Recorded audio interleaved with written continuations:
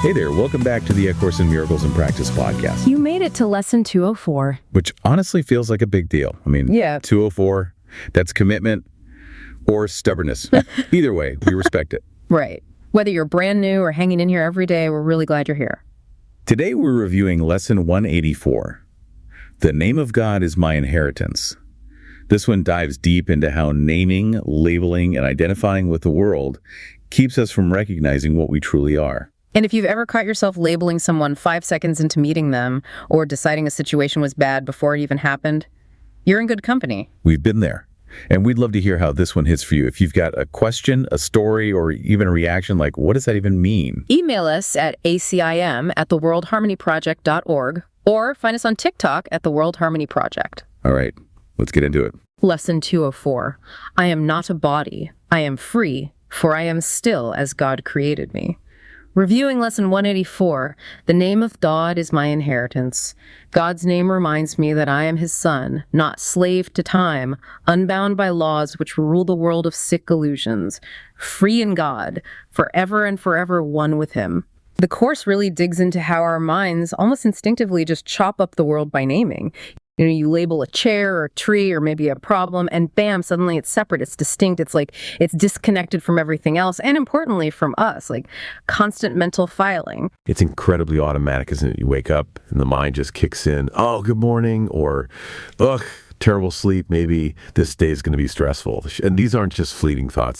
Just the other day, I was standing there in the kitchen, trying to get breakfast sorted, and this tension just landed in my shoulders. Out of nowhere, it felt like. And before I even knew what was up, my mind just went, okay, this day, it's going to be hard. It didn't feel like I chose the thought. It felt like I discovered it was true. And the Course is asking us to look right at that mechanism, that constant naming, labeling, how it sort of locks in this illusion of separation. But then right there, the Course offers this really profound counter idea. God's name is my inheritance. Yeah. It's pointing towards, the gift of something that can't be named, something totally whole.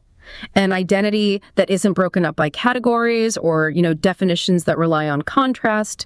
And that line we just read about the world of sick illusions, it can sound a little jarring maybe, but the Course uses that phrase to talk about our perceived reality, the one we build based on separation, lack, conflict, instead of the boundless unity and love that it says is actually real. Right. So the idea isn't that fragmentation is what we're supposed to inherit.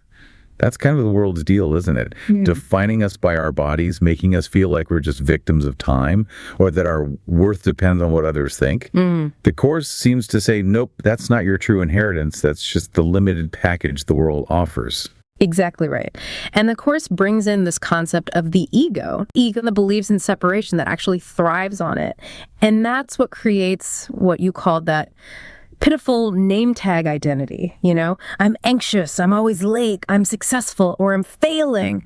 But the Course is gently saying, look, your real self, it just can't be squeezed into those little boxes. What's really helpful, I think, is that the Course gets that we have to use the world's names. Yeah. Practically speaking. Yeah. We need to call a table to function, right? We call people by their names. Of course. But the key thing is, we're not supposed to believe those names are the final word, the ultimate truth. Behind every label, everything we point to, there's just another aspect of this boundless reality. Yeah, exactly. Use the names, absolutely, but don't be deceived by them. That's the invitation. Remember that the actual reality, the truth underneath it all, shares this one name, the name of God, which just means, one source, one being. And we're all intrinsically part of that, still connected. Which really leads to a pretty big question, doesn't it, for everyday life? Is it actually possible to handle the day-to-day stuff using names, using our phones, going to work, making dinner, while also holding this awareness that everything, absolutely everything, comes from that one source, that one inheritance, that single unified life? That is the core question. And maybe a really practical place to start is just noticing that automatic reflex to label and divide things up. The moment we think, oh, that's annoying, or that person is so difficult, or even about ourselves, I'm such a mess today. Right then, in that moment, we're kind of buying into the world's inheritance, the fragmented one. And the amazing thing the Course suggests is, right then, a different one can be chosen instantly. Yeah. Okay, so a concrete step could be take a breath. And just wonder for a second, what would it actually feel like to respond from that other identity, the one we share with God, with wholeness? Or what if I just let that person be for a moment without slapping a label on them? Or even just for a breath, experience myself without a name, without a definition. And look, if that sounds hard or maybe even a bit weird, that's totally okay. It's natural. The Course itself says that experience must come to supplement the word. This isn't just about nodding along intellectually. It's not just reciting concepts. It's about a shift in feeling, a shift in perception. And that grows with practice. Maybe just becoming a little more willing to see something whole in someone else, Yeah. beyond the label, or even in ourselves. That's the process. It's gradual. That's how this name of God starts to gently, almost quietly, take precedence over all the other names we've made up. We start seeing past the surface labels and remembering what we really are, still as God created us, free, unbound, not defined by all those stories. And that actually leads perfectly into a question we got from a listener. Let me read it. I carry a lot of baggage from my past, dealing with racism, body shaming, sadness for not fulfilling my career and financial goals. Is this lesson saying these are my inheritance in the world? Wow. First off, thank you so much for sharing that. That's incredibly open and honest.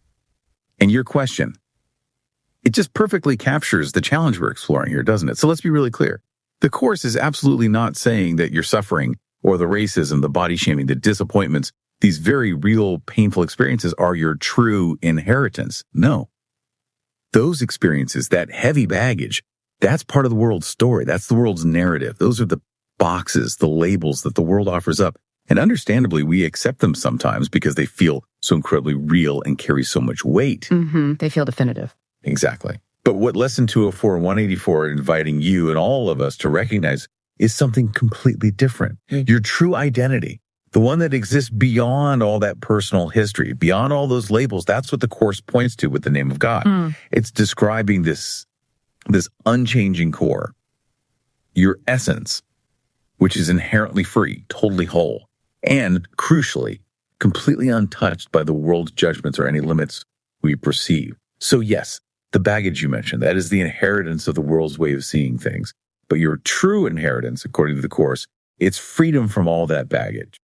It's realizing that underneath every single one of those boxes, every painful memory, every hurtful message society sends, your core self is still there, untouched, whole. So this lesson isn't about brushing your experiences under the rug or pretending they didn't happen or don't hurt. It's about understanding that at the deepest possible level, those experiences don't define who you actually are. And for you, or really for anyone who feels the weight of these kinds of labels, maybe we can walk through a few steps. A practical way to start, unpacking those boxes and reconnecting with that true inheritance. How about this? First step, just acknowledge the pain in the boxes. Maybe sit quietly for just a few minutes and consciously, gently, name those specific stories or labels you're carrying. You mentioned racism, body shaming, disappointment. Name them. And just notice the feelings that come up. No need to fight them or judge them. Just observe, okay, this is here. Yeah, just letting it be seen without judgment. That's huge. It really is. Then, step 2, recognize these labels are part of the world's story. Remember what Lesson 184 teaches. The world gives out names and meanings that create separation. These labels you feel, they're part of that system. They reflect that worldly way of thinking, not your true self. Third step, pause and quietly affirm the lesson's review line. Just deliberately repeat it to yourself. I am not a body. I am free, for I am still as God created me. Let the words kind of sink in, not forcing it, just letting them remind you of this deeper identity beyond the stories. Letting them offer a different perspective. Exactly. Okay, step 4.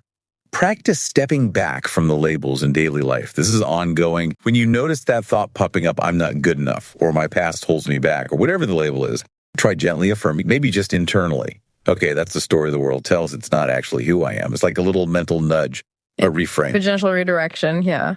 Step 5. Create moments of stillness and presence, even tiny ones.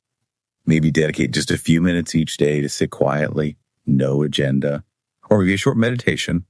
And in that time, intentionally focus on the feeling, even just imagining the feeling of being free, unconstrained by history or body or labels, just being. Connecting with that sense of spaciousness. Yeah, that's it. Step 6, invite compassion. for yourself and maybe for others too. Realizing that, gosh, everyone is carrying their own set of these metaphorical boxes. Doesn't make your pain any less real.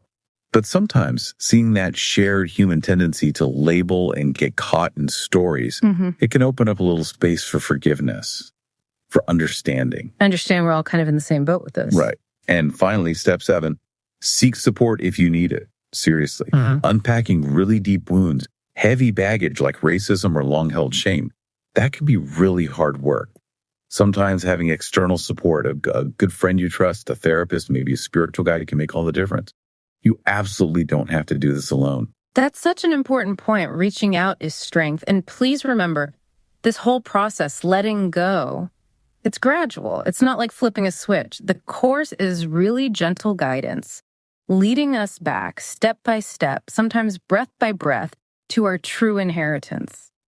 You are not defined by what happened or by the labels you feel stuck with. You're defined by this unchanging love and freedom that you share. So thank you again for joining us for this deep dive today. It really is quite something, isn't it? What can start to shift when we just begin to loosen our grip, even a little, on all those labels we carry around? It truly is. It really feels like peeling back layers, getting closer to this authentic part of ourselves that was always there, always free, completely unaffected by whatever names we or the world try to stick on ourselves or anyone else. So if anything we talked about today resonated or maybe even felt a bit challenging or unsettling, we genuinely do want to hear about it. Yeah, please reach out. You can email us at ACIM@theworldharmonyproject.org. Or you can find us over on TikTok at The World Harmony Project. We'll catch you next time.